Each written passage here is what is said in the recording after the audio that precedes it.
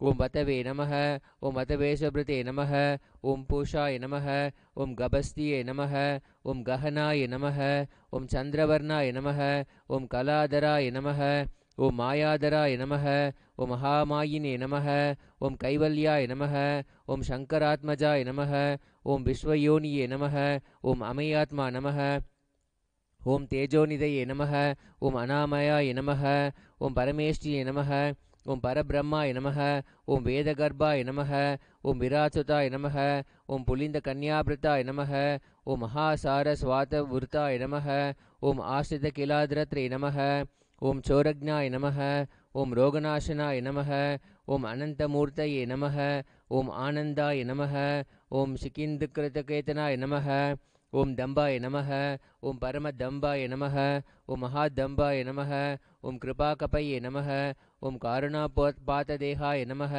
ॐ कारणातीतविग्रहाय नमः ॐ अनीश्वराय नमः ॐ अमृताय नमः ॐ प्राणाय नमः ॐ प्राणायामपरायणाय नमः ॐ विरुदहन्त्रे नमः ॐ वीरज्ञाय नमः ॐ रक्तास्याय नमः ॐ श्यामकन्दराय नमः ॐ सुब्रह्मण्याय नमः ॐ गुहाय नमः ॐ प्रीताय नमः ॐ ब्राह्मण्याय नमः ॐ ब्राह्मणप्रियाय नमः ॐ वेदवेद्याय नमः ॐ अक्षयफलदाय नमः ॐ वल्लीदेवसेना समेत श्री सुब्रह्मण्यस्वामिने नमः।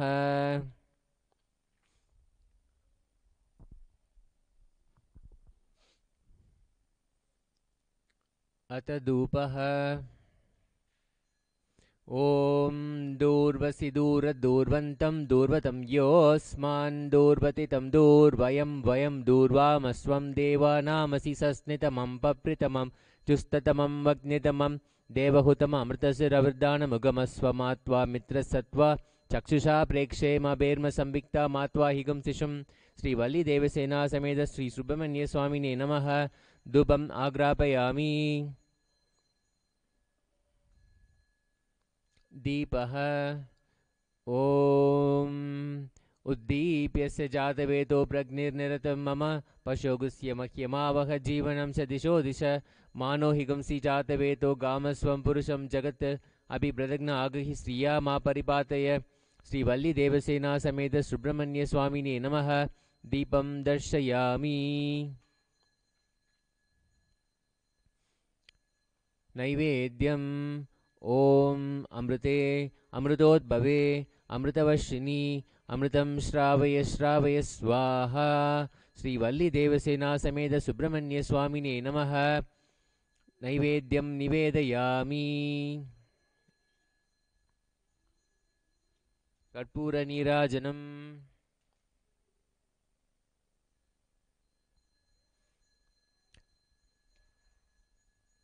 ॐ तत्पुरुषाय विद्महे महासेनाय धीमहि तन्नः षण्मुखः प्रचोदयात्। ॐ तत्पुरुषाय विद्महे महासेनाय धीमहि तन्नः षण्मुखः प्रचोदयात्। ॐ तत्पुरुषाय विद्महे महासेनाय धीमहि तन्नः षण्मुखः प्रचोदयात्। श्रीवल्लीदेवसेना समेत सुब्रह्मण्यस्वामिने नमः। कर्पूरनीराजनं सन्दर्शयामि। रक्षान् धारयामि।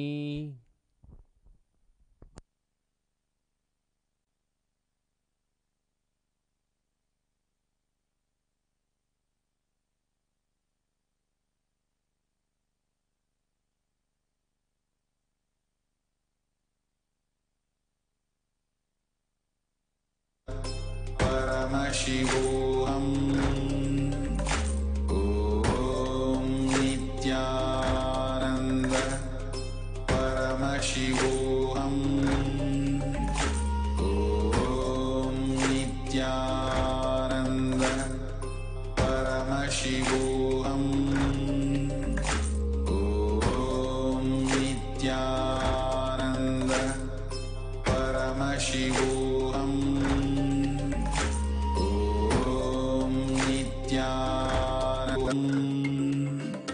ॐ नित्यानन्द परमशिवोऽहम्। ॐ नित्यानन्द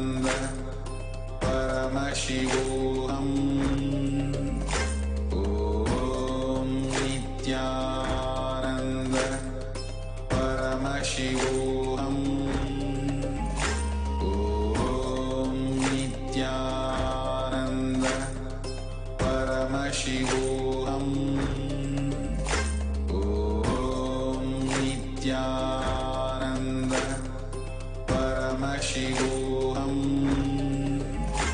ॐ नित्यानन्द परमशिवोऽहम्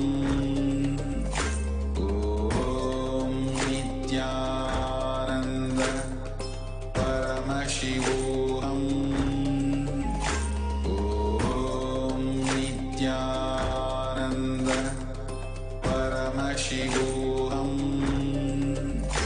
ॐ नित्यानन्द परमशिवोऽहम्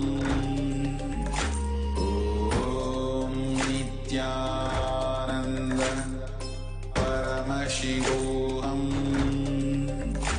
ॐ नित्या ॐ व्योमव्यापिने व्योमरूपाय सर्वव्यापिने शिवाय अनन्ताय अनाथाय अनाश्रिताय ध्रुवाय शाश्वताय योगपीठसंस्थिताय नित्यं योगिने ध्यानहाराय ॐ नमः शिवाय सर्वप्रभवे शिवाय ईशानमूर्धाय तत्पुरुषवक्त्राय अघोरहृदयाय वामदेवगुह्याय सत्योजातमूर्तये ॐ नमो नमः गुह्यातिगुह्याय गोप्त्रे निदानाय सर्वविद्याधिपाय ज्योतिरूपाय परमेश्वरपराय अचेतन अचेतन व्योम व्योम व्यापि व्यापि अरूपि अरूपि प्रथम प्रथम तेजस्तेजः ज्योतिर्ज्योतिः अरूप अनग्नि अदूत अभस्म अनादे नाना नाना दु दु दु दु ॐ भुः ॐ भुव ॐ सुव ॐ अनिदान निधनोद्भव शिव सर्व परमात्मन् महेश्वर महादेव सद्भावेश्वर महातेज योगाधिपति मुञ्च मुञ्च प्रथम प्रथम शर्व शर्व भवोद्भव सर्वभूतसुखप्रद सर्वसन्निध्याकर ब्रह्मा विष्णु रुद्र पर अनर्चित अनर्चित असंस्तुत असंस्तुत पूर्वस्थित पूर्वस्थित साक्षिन् साक्षिन् तरु तरु पतंग पतंग पिंग पिंग ज्ञान ज्ञान शब्द शब्द सूक्ष्म सूक्ष्म शिव शर्व सर्वदा शिवाय नमो नमः नमो नमः व्योमरूपाय सर्वव्यापिने शिवाय अनन्ताय अनाथाय अनाश्रिताय ध्रुवाय शाश्वताय योगपीठसंस्थिताय नित्यं योगिने ध्यानाहाराय ॐ नमः शिवाय सर्वप्रभवे शिवाय ईशानमूर्धाय तत्पुरुषवक्त्राय अघोरहृदयाय वामदेवगुह्याय सत्योजातमूर्तये ॐ नमो नमः गुह्यातिगुह्याय गोप्त्रे निधनाय सर्वविद्याधिपाय ज्योतिरूपाय परमेश्वरपराय अचेतन अचेतन व्योम व्योम व्यापि व्यापि अरूपि अरूपि प्रथम प्रथम तेजस्तेजः ज्योतिर्ज्योतिः अरूप अग्निः अनग्नि अदूत अभस्म अनादे ॐ भुः ॐ भुव ॐ सुवः अनिदान निधनोद्भव शिव सर्व परमात्मन् महेश्वर महादेव सद्भावेश्वर महातेज योगाधिपति मुञ्च मुञ्च प्रथम प्रथम शर्व शर्व भवोद्भव सर्वभूतसुखप्रद सर्वसन्निध्याकर ब्रह्मा विष्णु रुद्र पर अनर्चित अनर्चित असंस्तुत असंस्तुत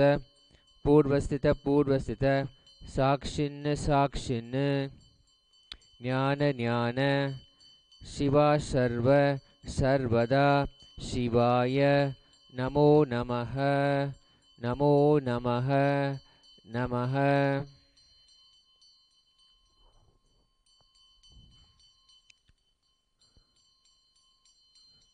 कर्पूरगौरं करुणावतारं संसारसारं भुजगेन्द्रहारं तदा वसन्तं हृदयारविन्दे भवं भवानी सहितं नमामि भवं भवानी सहितं नमामि भवं भवानी सहितं नमामि।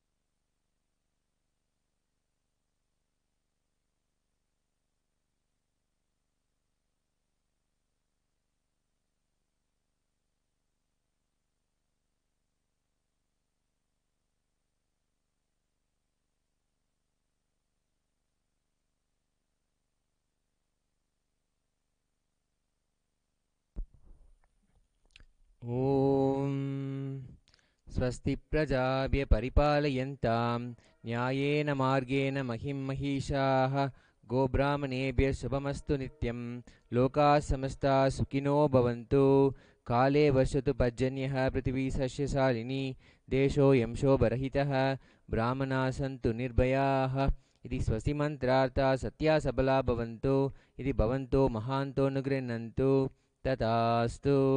अपुत्रा पुत्रिणः सन्तु पुत्रिणः सन्तु पौत्रिणः अदना सदना सन्तु जीवन्तु शरदशतम् इति भवन्तो महान्तो अनुगृह्णन्तु तथास्तु।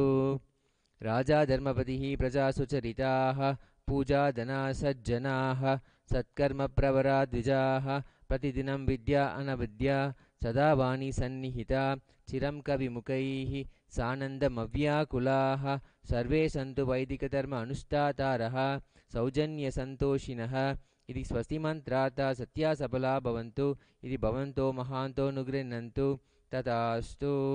श्रीकैलासोन्नतद्वादशान्तश्यामलापीठारूढ श्रीमीनाक्षी सुन्दरेश्वराभिन्नस्वरूप परशिवपुत्ररत्नकुमार गुर्मन्यतुल्यावतार श्रीपार्वती स्तन्यपानलब्धदिव्यज्ञानविश्रुत सकलनिगमागमसारभूत द्राविडवेदप्रवक्तृ श्रीमत्परमशिवकरुणासमधिगत मुक्तामयचत्रश्रेयान गीयमान चत्रचामर श्रीचिक्नकालहादि समस्तबिरदावल्यङ्कृत ज्ञानविज्ञानचक्रवर्ती सर्वजनसङ्घ सद्यो निर्वाण दीक्षा व्यापवर्गवर्णविश्राणजीमुत परमतकलपकेसरी शैवसिद्धान्तस्थापनाचार्य श्रीराजाधिराज पाण्ड्यमहाराजगुरु शबनशाक्यादि महान्धकार निवारण ज्ञानभानु विघ्नानर्हार ध्वजोच्छेदनपूर्वक श्रीमद्वृषभध्वजस्थापक शैव समयकर्तृ सर्वज्ञपीठारूढ़ श्री जगद्गुरु श्री ज्ञानसंबंध देशिक स्वामी वागीश सुंदर माणिक्यवाचक स्वामिनां अवतारभूत श्री ज्ञानसंबंध स्वामी पुनरुद्धृत श्यामलापीठारूढ़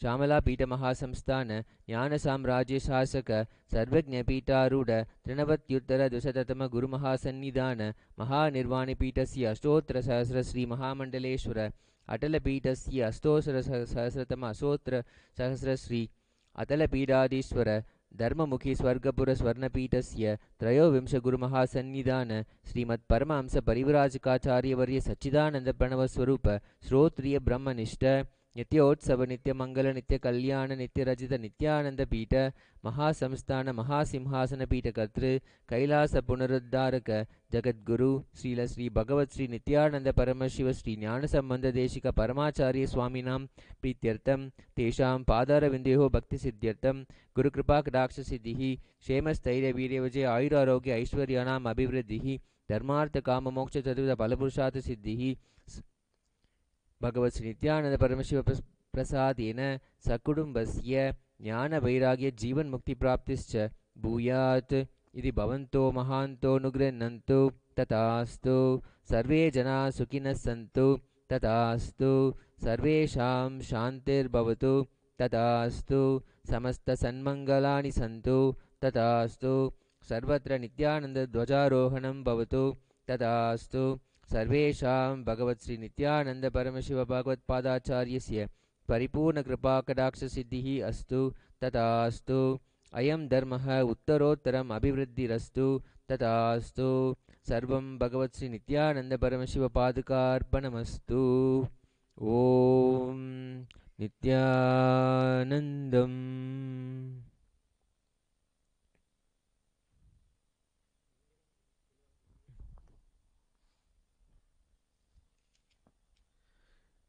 मङ्गलं कल्पवृक्षाय मङ्गलं ज्ञानदायिने सदाशिवाय श्रीनित्यानन्देश्वराय मङ्गलम्। मङ्गलं श्रीविद्यम्बायै मङ्गलं कामदायिन्यै पराशक्त्यै श्रीनित्यानन्देश्वर्यै मङ्गलम्। मङ्गलं गुरुदेवाय मङ्गलं मोक्षदायिने परा अवताराय श्रीनित्यानन्दाय गुरवे मङ्गलम्।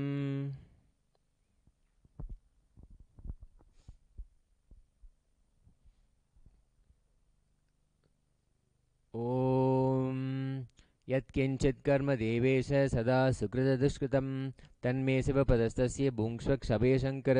शिवो दाता शिवो भोक्ता शिवः सर्वमिदं जगत् शिवो यदचि सर्वत्र यस्शिव सोऽहमेव तु। ॐ पूर्णमदः पूर्णमिदं पूर्णात् पूर्णमुदच्यते पूर्णस्य पूर्णमादाय पूर्णमेवावशिष्यते। ओम शांति शांति शांतिः। हरि ओम तत्सत्। सर्वं भगवत् श्री नित्यानंद परमशिव पादुकार्पणमस्तु। ओम नित्यानन्दम्।